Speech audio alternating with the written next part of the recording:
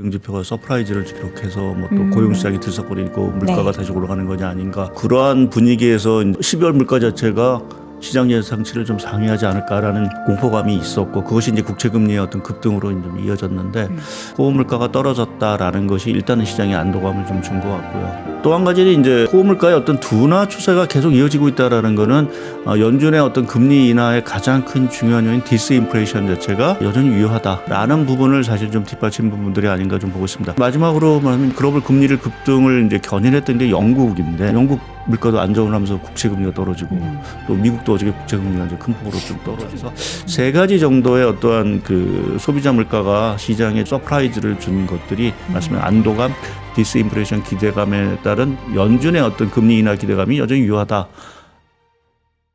네, 월스트리트 모닝 브리핑 함께했습니다. 양자 컴퓨팅 얘기로 굉장히 후끈 달아올랐고, 시장도 물가 지표 뭐 이런 데이터들이 나오자 국채금리가 하락하면서 크게 올랐습니다. 관련한 전반적인 평가를 한번 이야기 나눠보도록 하죠. 글로벌 인터뷰 IM증권 박상현 전문위원 함께합니다. 위원님 어서 오세요. 예, 안녕하세요. 네, 물가 지표 되게 걱정했거든요. 나오기 전까지는. 근데 이게 괜찮은 거라고 봐도 되는 거예요. 이게 안 오른 건 아닌데 네. 지금 오름 추세를 전월 대비해서는 계속 이어가고 있는 거잖아요. 예. 근데 괜찮은 건가요?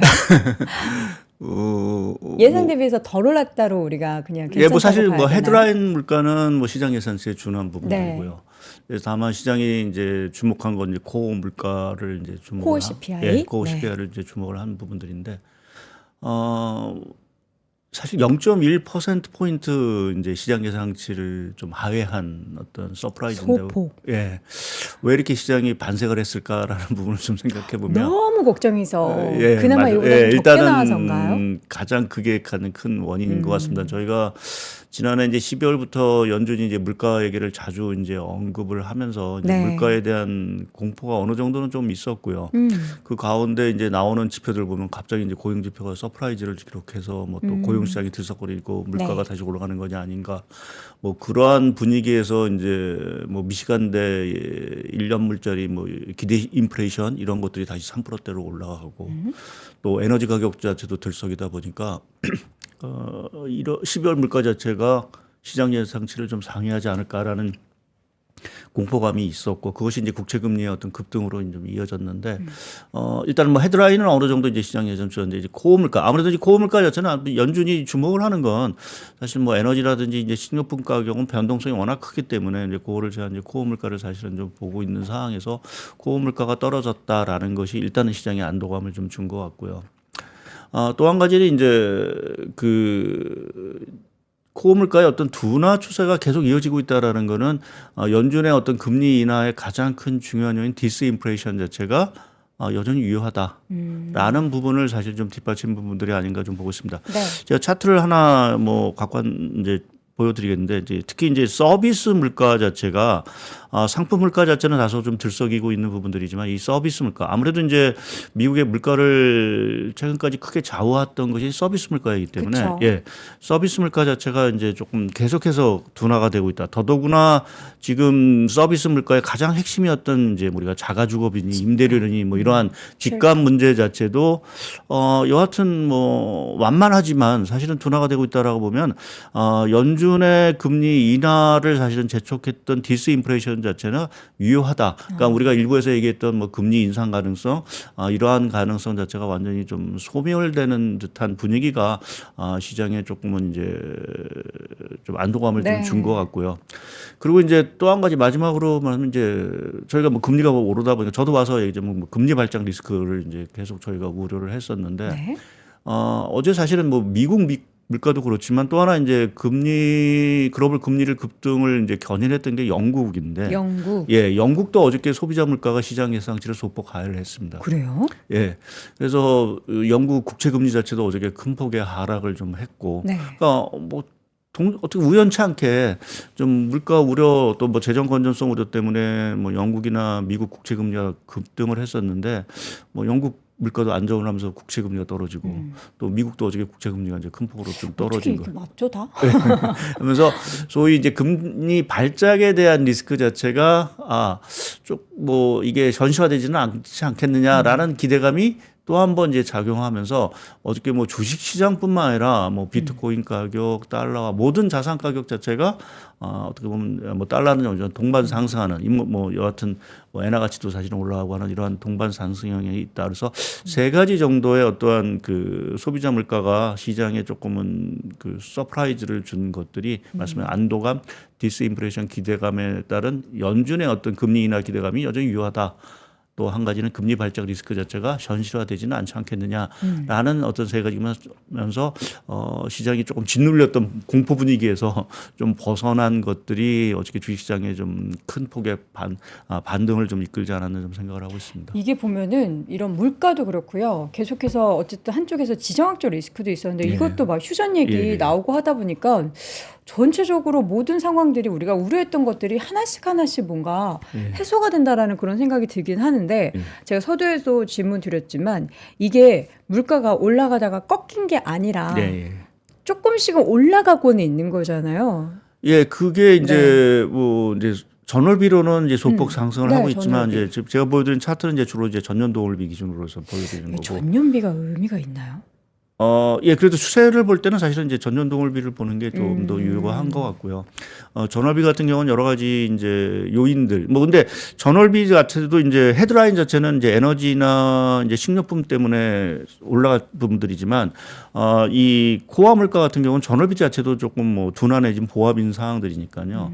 뭐 그러한 측면에서 말씀드린 대로 연준 입장에서는 물가가 사실은 그렇게 우려한 만큼 올라가지 않고 있다라는 좀 안도감을 준 것 같고, 어저께 시카고 굴비스 총재도 사실은 인플레 추세가 여전히 유효하다라는 얘기를 한 거로 봐서는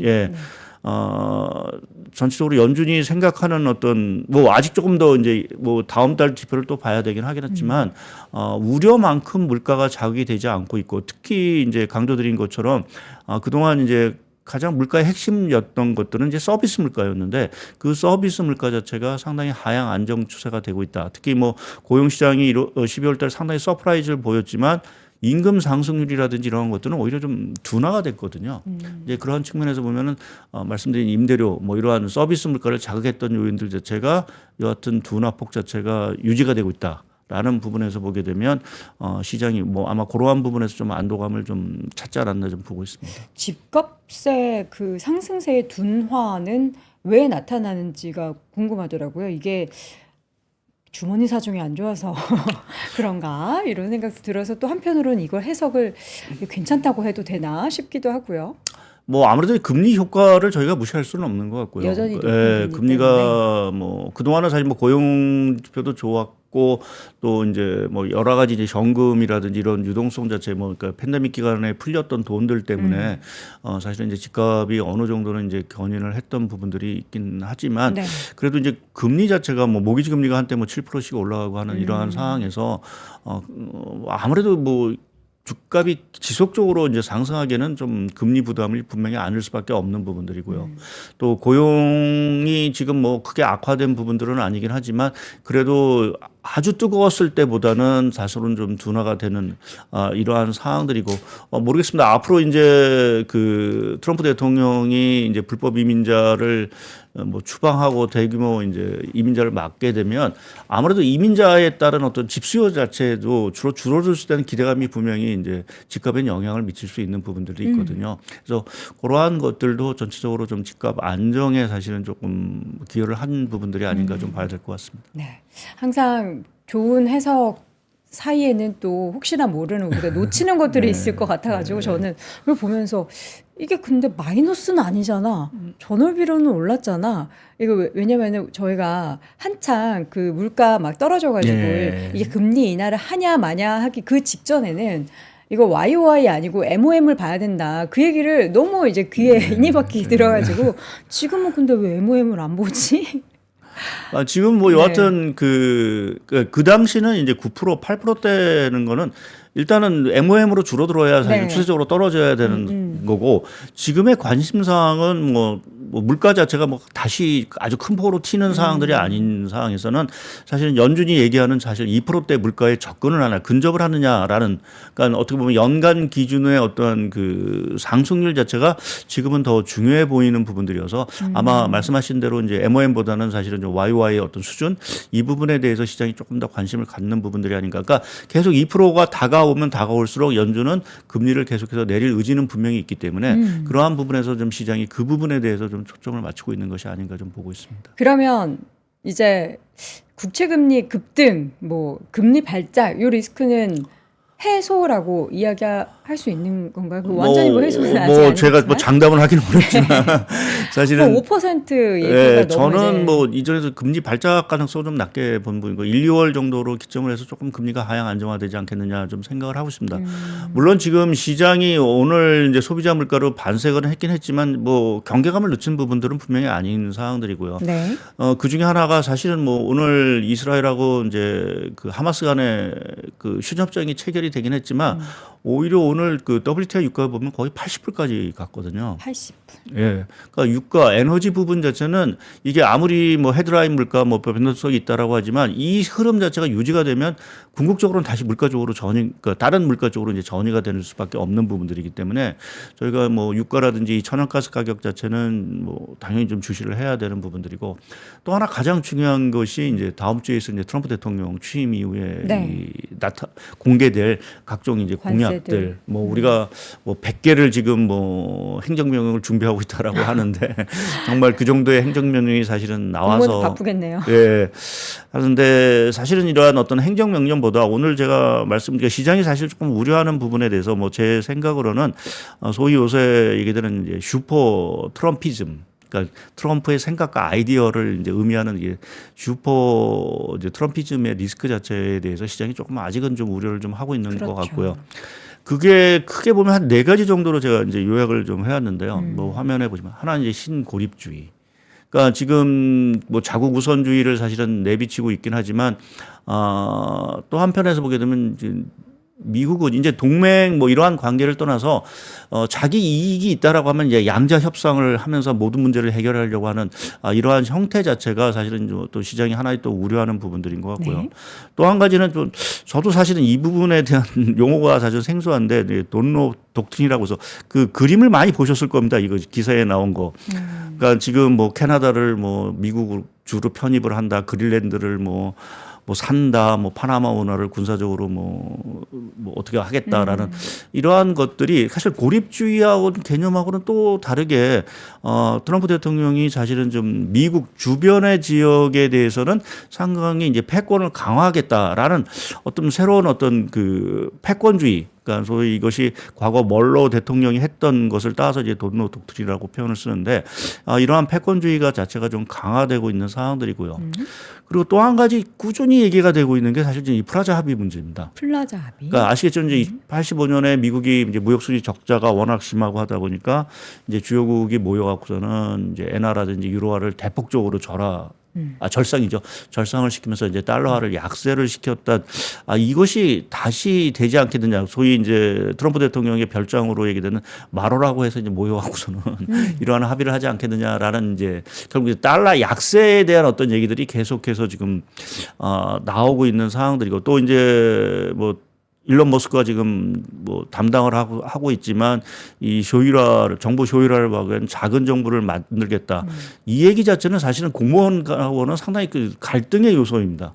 공무원을 대폭 줄일 수밖에 없고 뭐 이렇게 보면은 그것도 하나의 어떤 그 갈등 요인이기 때문에 이러한 것들이 정말 트럼프 대통령이 취임을 하고 나서 이러한 것들을 추진하기 위해서 뭐 제가 말씀드린 대로 행정명령 100개 뭐 이러한 것들을 동원해서 동시다발적으로 한다라고 하면 사실은 그 물가라든지 금리가 잠잠해질 수는 없는 상황들이고요.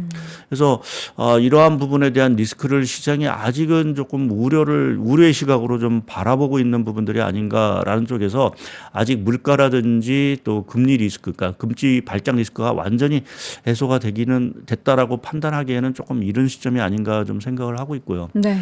근데 다만 제가 뭐 제목에도 있지만 뭐 트럼피즘 리스크도 있지만 트럼프 허니문도 있을 수 있다라고 얘기를 드리는 것이 최근에 계속해서 꾸준하게 나오는 게 이 관세와 관련돼서 뭐 당초는 이제 보편적 관세를 바로 뭐 하는 것처럼 얘기를 하다가 자꾸만 이제 점진적 관세, 매달 금리를 뭐 관세를 조금씩 올리는 이러한 식의 어떤 관세 정책을 필 수도 있다라는 뉴스가 계속해서 흘러나오고 있는 상황들입니다. 그러니까 그 얘기 자체는 지금 미국 내 물가 압력이라든지 여러 가지 재반 사항 또 금리라든지 이러한 재반 사항이 뭐 트럼프 대통령이 원하는 정도 집권 일기 당시와는 상당히 지금 격차, 그러니까 상당히 금리도 높고 물가도 높은 상황들이기 때문에 자칫 뭐 이러한 과도한 정책이 들어왔을 때 물가를 너무 다시 재자극시켜서 문제를 발생시킬 수도 있다라는 어떤 내부적인 어떤 의견들 때문에 정책이 약간은 좀 완화될 수 있는 가능성이 조금씩은 제기가 되고 있는 부분들입니다. 만약 실제로 오늘도 마찬가지지만 이제 물가에 대한 어떤 기대치는 상당히 높았는데 그거보다 사실은 좀 낮으면서 시장이 반색을 했듯이 트럼프 정책에 대해서 많은 우려를 하고 있는데 그거보다 생각보다는 조금 완화적이네.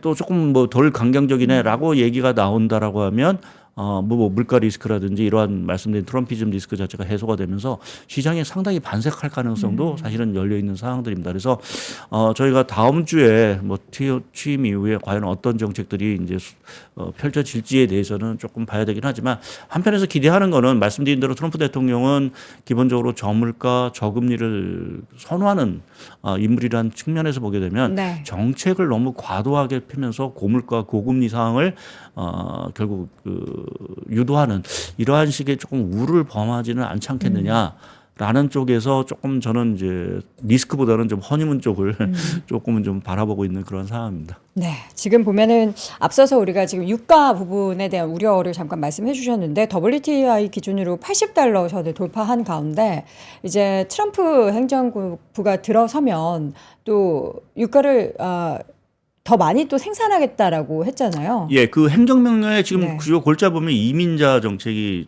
이제 주된 거고 또 한 가지는 말씀하신 이제 에너지와 관련된 오일 생산 예, 저항. 오일 미국 내 오일 생산에 대한 허가 문제라든지 뭐 천연가스 수출과 관련된 뭐 규제 뭐 이러한 것들이 사실 담고 있는 사항들이어서 만약 그런 것들이 나온다라고 하면 뭐 실제 생산까지 나오는 데는 조금 시간은 걸리긴 하겠지만 그래도 시장의 지금 유가의 어떤 상승 흐름을 조금 제어하는 데는 분명히 역할을 좀 할 수 있을 거로 좀 보고 있고요. 그리고 여하튼 지금 이스라엘하고 가자 뭐 휴전 협정이 뭐 계속 될지는 좀 봐야 되긴 하겠지만 뭐 트럼프 대통령이 자기가 당선됐기 때문에 뭐 협정이 체결됐다고 오늘도 자랑을 하는 뉴스를 좀 봤는데 네. 여하튼 이러한 그 지정학적 리스크 자체가 사실은 조금 완화가 될 수 있는 그 가능성 자체도 유가 쪽에는 추가 상승보다는 이제는 조금 좀 하락 쪽 또는 이제 동절기 자체도 이제 1월을 지나면서는 거의 이제 끝나갈 무렵이기 때문에 그러한 부분에서 보게 되면 유가는 조금 하향 안정세를 좀 갈 수도 있을 거로 보고 해서 그러한 것들이 오히려 2, 3월 물가 쪽에는 오히려 긍정적으로 영향을 더 주지 않을까 좀 생각도 하고 있습니다. 이게 정말 저희가 이런 데이터 하나하나를 보기 시작한 게 벌써 예. 한 2, 3년 정도 됐죠. 예, 예. 미국의 물가 또 그 안에서 뭐 유가 내용들 그게 영향 미치는 금리 뭐 이런 얘기를 하면서 정말 많은 투자자분들이 미국의 매크로 환경에 대한 공부를 깊숙하게 하게 된 계기가 된 것 같은데 이제는 다들 척척 박사님 예. 되셨을 것 같아요. 근데 이 가운데 또 최근에는 비트코인 가격을 좀 강조를 하셨던데 네. 요 비트코인 가격은 왜 강조를 하신 걸까요? 뭐와 연관을 좀 지어서 예, 먼저 하신 거죠? 그 말씀을 드리기 전에 네. 차트를 먼저 한번 비트코인 차트를 한번 보여드리겠습니다. 지금 다시 또 10만 달러 예, 다시 오늘 임박하고 장중에 있어요. 10만 달러를 돌파했다가 다시 네. 또 이제 9만 달러 떨어졌는데 지난해 이제 국채 금리하고 제가 이제 비트코인 가격을 그려놨습니다. 근데 저희가 비트코인 가격이 이제 폭락을 했던 때가 언제냐 하면은 2022년에 이제 미국의 금리 인상 사이클이 시작이 되면서 국채 금리가 올랐던 상시에 비트코인 가격이 이제 큰 폭으로 좀 하락을 하면서 시장에 뭐 자산 시장뿐만 아니라 전체적인 충격을 줬죠.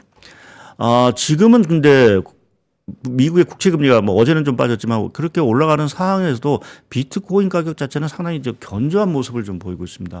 그래서 이러한 비트코인 가격의 견조한 모습이 과연 무엇을 의미하느냐라고 생각하면 우리가 2022년에 비트코인 가격이 급락을 한 배경에는 사실은 긴축에 대한 우려가 당연히 작용을 한 부분들이고요. 기억납니다. 특히 이제 비트코인 가격은 아무래도 이제 그 금리라든지 이런 유동성에는 사실은 민감할 수밖에 없는 자산이기 때문에 그러한 측면에서 측면에서는 조금 이제 금리에 민감한 부분인데 최근에 금리 상승에도 불구하고 비트코인 가격 자체가 저렇게 견조한 흐름을 보이고 있다라는 부분은 1차적으로 봐서는 이제 시장이 추가적인 어떤 금리 상승이라든지 또 유동성에 대한 축소 부분에 대해서 그렇게 큰 우려를 하고 있지 않다.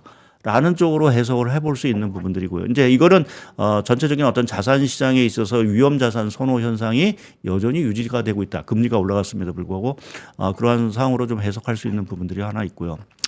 그리고 우리가 정확하게 뭐 연결고리를 얘기하기는 조금 어렵긴 하지만 이 비트코인 가격하고 소위 우리가 매그니피센트 세븐 뭐 빅테크로 예본되는 이 주가 지수와 흐름하고 거의 동일합니다. 왜죠?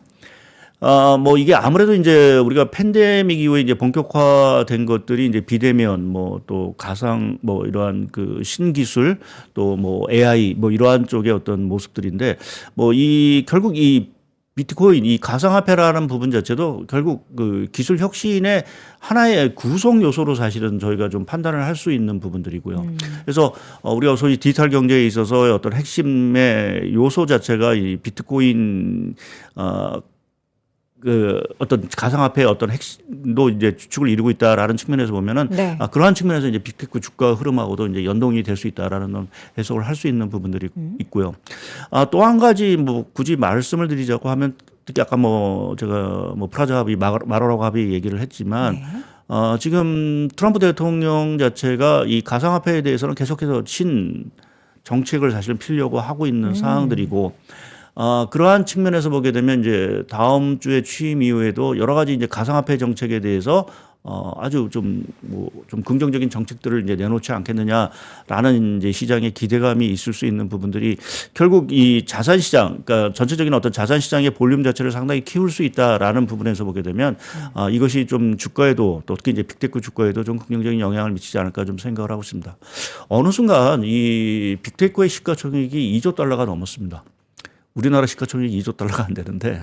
우리나라 비교하기엔 너무 우리가 예, 갑자기 그렇긴 하지만 이제 네. 비트코인 시장이라는 게 그만큼 이제 자산 시장으로서의 입지를 확고히 갖고 가고 있고요. 그렇죠. 또 전체 비트코인을 또는 알트코인을 포함한 시장 규모가 3조 달러를 이제 3.3조인가 네, 최근에 네. 이제 일단 어느 정도 이 자산 시장으로서의 어떤 입지를 사실은 좀 강화했고 그렇기 때문에 우리가 비트코인 가격을 보는 부분 자체는 어떤 큰 틀에서 보게 되면 이 자산 시장의 흐름과도 사실은 연관성이 상당히 크다라고 봐야 될 것 같아요. 특히 대표적인 어떤 위험 자산의 어떤 성격을 좀 갖고 있기 때문에 네. 이 비트코인 가격 자체가 오르냐 내리냐에 따라서 전체적인 어떤 자산 시장 자금의 흐름 자체를 저희가 위험 자산으로 가냐 안전 자산으로 가느냐라는 부분을 어느 정도 판단할 수 있는 어떤 척도 역할을 하기 때문에 그러한 측면에서 보게 되면 비트코인 가격에 대한 흐름을 저희가 뭐 주식 시장도 하는 입장이긴 하지만 이게 어느 정도 이제 자산 시장으로서의 역할들을 하고 있기 때문에 앞으로도 그 중요성 자체는 더 커지지 않겠느냐라는 쪽에 좀 생각을 좀 해볼 수 있는 것 같습니다. 이 금리와 지금 미국 국채 금리와 비트코인의 차트를 같이 보여주셨잖아요. 네. 그럼 뭐든 어쨌든 선후가 있을 거 아니에요. 네. 이 움직임이 뭐 이것에 선행하는 지표다. 둘 중에 뭐가 선행이에요? 아무래도 금리가 선행을 하겠죠. 금리의 네. 흐름에 따라서 네. 코인의 그러니까 여기서 만약 금리가 더 올랐다. 그래서 5%대를 뚫었다면 자산 그 비트코인 가격이 아무래도 더 큰 폭의 하락을 할 수가 있겠죠. 그것은 전반적인 뭐 가상화폐 시장뿐만 아니라 그렇게 되면 주식 시장 또 다른 다른 어떤 자산군에도 상당히 큰 영향을 사실은 좀 미칠 수 있다고 좀 봐야 되겠죠. 우리 위원님께서는 앞서서 저희가 이제 뭐 트럼프라는 그 인물에 대해서도 그렇고 이제 트럼프 행정부도 그렇고 불확실성이 있는 거잖아요. 예. 근데 그럼에도 불구하고 미국 경제나 주식시장에 좀 긍정과 부정 요것을 비율로 따지자면 어느 쪽이 조금 더 기울어 계시나요? 아무래도 이제 미국만 보게 되면 네. 긍정적으로 봐야겠죠. 미국만 일단 봤을 때는 뭐 우리나라는 트럼프 대통령이 기본적으로 추진하는 정책의 핵심은 미국 경제를 위한 거지 세계 네. 경제를 위한 부분들은 분명히 아닌 거거든요. 더구나 이제 트럼프 대통령은 뭐 이전 트럼프 일기 때도 보셨겠지만 상당히 주식시장이나 이러한 쪽에 친화적인 선화적인 성격의 네. 어떤 정책을 피는 사항들이기 때문에 그렇게 보면 그 트럼프 대통령의 취임이 물론 이제 불확실성이라는 부분이 있긴 하지만 그것이 미국 시장보다는 사실은 미국 외 시장에 대한 불확실성을 키우는 부분들이지 만약 미국 주식시장이라든지 이런 경기 자체가 조금 흔들거린다 그러면 뭐 트럼프 대통령 자신의 공약 자체를 상당 부분 후퇴도 하면서 이러한 것들을 조금 안정시킬 수 있는 저는 대통령으로 뭐 판단을 하고 있기 때문에 뭐 우리 입장에서는 상당히 변동성도 크고 사실 어디로 튈지 모르는 인물이긴 하지만 미국 입장에서 미국 경제 입장 또 미국 주식 입장에서 봤을 때는 상당히 조금 뭐 친화적인 쪽으로 좀 판단을 하는 게 맞지 않을까 좀 보고 있습니다. 이게 정부 효율화 부서라는 것을 신설했단 말이죠. 그러니까 트럼프 행정부, 트럼프가 지금 만들려고 하는 모든 것들이 대부분이 좀 물가나 이런 것들을 좀 자극시킬 만한 그런 상황의 연출을 이 효율화 부서를 어떻게든 좀 상쇄하려는 그런 움직임을 나타낼 것 같은데 좀 효용성이 있을 거라고 보세요? 뭐 저희가 아직 내용을 모르기 때문에 사실은 뭐라고 판단하기는 어렵지만 또 일론 머스크가 얘기하는 것처럼 지금 뭐 막 서류도 이렇게 보여줬다가 내가 이거 다 못하겠다 이런 거 보여주고 인원을 감축하고 재정 지출 자체를 정말 획기적으로 뭐 2조 달러를 줄이고 하는 이러한 정책이 나온다라고 하면 미국 경제는 당연히 생산성이라는 측면하고 또 재정 건전성이라는 측면에서 보면은 획기적인 어떤 전환을 사실 좀 맞을 수 있는 부분들이어서 뭐 말씀드린 대로 뭐 공무원이나 이런 쪽에 갈등은 있긴 하겠지만 중장기적으로 봐서 미국 경제의 또 다른 어떤 성장의 동력을 사실은 만들 수 있는 저는 계기로 좀 아무래도 정말 정부가 효율화되고 뭐 재정 건전성이나 이러한 것들을 조금 이제 줄여갈 수 있는 어떤 발판을 마련한다라고 하면 상당히 좀 긍정적으로 평가를 할 수 있는 부분들로 봐야 될 것 같고요. 물론 이제 앞으로 그것이 어떤 안을 갖고 어떤 구체적인 안을 갖고 나올지는 저희가 조금 지켜봐야 되긴 하겠지만 구상 자체는 저는 뭐 상당히 좀 긍정적으로 좀 바라보고 있습니다. 네. 작년에 이제 금리를 올해 4번이나 할 걸로 기대했는데 12월 FOMC에서는 2번 인하로 선을 딱 반으로 쪼갰습니다.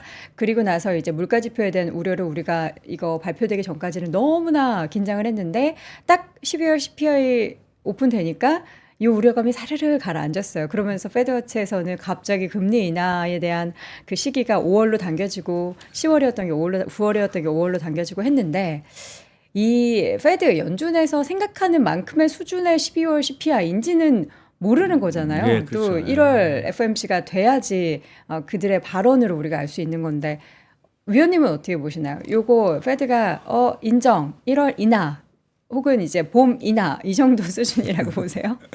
뭐 1월 한 달 지표만 가지고 저희가 판단, 12월 달 지표죠. 네네. 결국 12월 지표고 아직 1월 저희가 새해 지표는 아무것도 사실 좀 받아보지 못한 그쵸. 사람들이기 때문에 판단하기 조금 어려운 부분들이 있고요.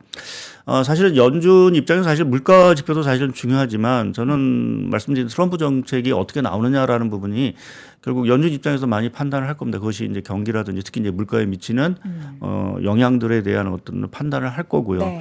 그 판단이 쓴 이후에 사실은 뭐 금리를 내리든 동결을 하든 이러한 결정이 내릴 수 있는데 저는 말씀드린 대로 뭐 이게 우리가 뭐 많이 우려를 하고 있지만 그렇게 우려만큼 과연 미국 트럼프 정책이 물가를 자극했느냐라는 부분에서는 저는 아직은 그렇게 자극하지는 않을 수도 있다라는 좀 생각을 하고 있어서 뭐 연준이 저는 뭐 최소한 상반기 중에 한 차례 정도의 어떤 금리나 이거는 충분히 할 수 있는 가능성은 사실 열려 있다라고 좀 보고 있는 상황입니다. 그 트럼프 행정부가 들어서서 그 뭐 100개를 한꺼번에 행정명령을 바로 시행을 하더라도 그게 뭐 말씀하신 것처럼 그 다음 달에 뭐 반영이 되는 게 아니지 않습니까? 네. 그러면은 또 연준의 기준이 있을 거예요. 네. 뭐 한 뭐 1분기를 지켜본다든지 네. 뭐 수개월 동안의 흐름을 지켜봐야 된다든지 하는 그들만의 기준이 있을 텐데 그거는 뭐 저희도 모르는 거니까 네. 그러면은 1분기 중에는 연준도 그렇고 시장 참여자도 그렇고 트럼프 행정부가 하는 그 저 행동이 얼마나 물가를 자극할 것인가에 대해서 다들 지켜보는 그럼 1분기 시장에 대해서는 조금 다들 관망해야 되는 그런 관점일까요? 네, 뭐 정책이 나오게 되면 어느 정도 판단은 쓸 거로 보고 있습니다. 아, 정책이 나오면 미치는 실제 타자. 우리가 지금 뭐 코끼리 만드듯이 지금 뭐 이거다 저거다 네. 말을 하는데 막상 이제 뚜껑을 열어놓게 되면 어느 정도는 이것이 물가라든지 또 경기에 미치는 영향들 숫자로 또, 나오겠죠? 또 우리나라 뭐 경제라든지 중국의 뭐 문제 뭐 이런 것들이 어느 정도는 가늠을 할 수 있는 부분들은 있기 때문에 그렇군요. 그것이 뭐 나중에 가서 약간의 뭐 수정은 있긴 할 수는 네. 있긴 하겠지만 판단을 할 수 있기 때문에 일단은 불확실성 자체가 저는 사실은 이게 어떤 식이든 간에 이게 좀 구체화된다라고 하면 우리가 뭐 항상 얘기하는 불확실성 부분은 어느 정도는 해소가 되는 부분들이기 때문에 뭐 그것 때문에 1분기 시장 자체가 뭐 관망세를 계속 간다기보다는 오히려 좀 불확실성 해소 차원에서 접근을 할 수도 있지 않겠느냐. 더구나 미국 경제가 지금 여전히 탄탄하다라는 부분이 가장 중요한 부분들이고 제가 여기서 가끔가다 말씀드리지만 지금 미국의 경기를 보는 뭐 대표적인 지표 중에 하나가 자동차 판매인데 12월 자동차 판매도 보면 상당히 좋았습니다. 그래요? 예, 1670만 대인가를 팔려서 최근 근자에 들어와서는 가장 많이 자동차가 팔린 상황들이거든요.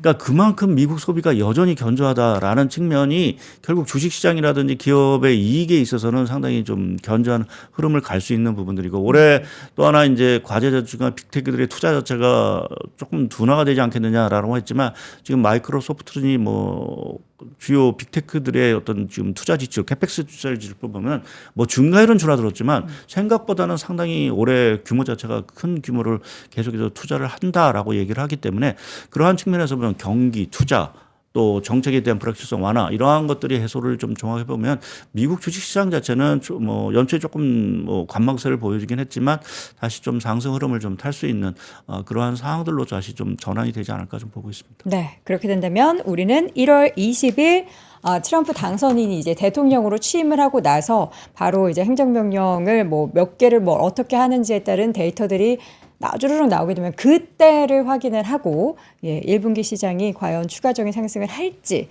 우리가 적극적으로 미국 경제에 대해서 더 낙관을 해도 될지 여부를 판단해 보시면 되겠습니다. 자, 이렇게 해서 오늘 글로벌 인터뷰 함께 했고요. IM증권 박상현 전문위원이었습니다. 고맙습니다. 네, 감사합니다. 삶의 격을 높이는 9가지 지혜를 함께 나눕니다. 위즈덤 칼리지 시즌 2 영상 아래 링크를 클릭하시면 자세한 내용을 확인하실 수 있습니다.